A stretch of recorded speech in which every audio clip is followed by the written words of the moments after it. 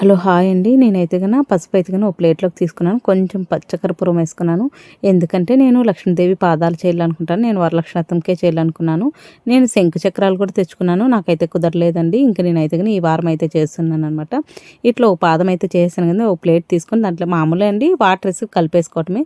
సమానంగా తీసుకునేసి పసుపు అయితే ఓ రెండుగా పెట్టుకునేసి ఒక పాదం అయితే ఇలా చేసుకునేలా. వాటర్ అయితే తడపతానే చేయాలి. అది ఒక్క కుడి చేతితోనే చేయండి. ఎడమ చేయి అయితే అస్సలు పెట్టద్దండి.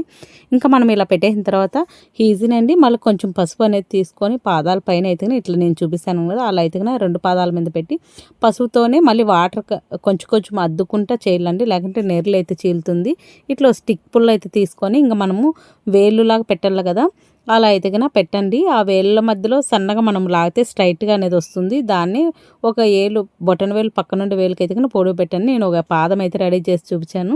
మిగతాదంతా నెక్స్ట్ పార్ట్లో పెడతానండి. ఒక పార్ట్లో పెట్టి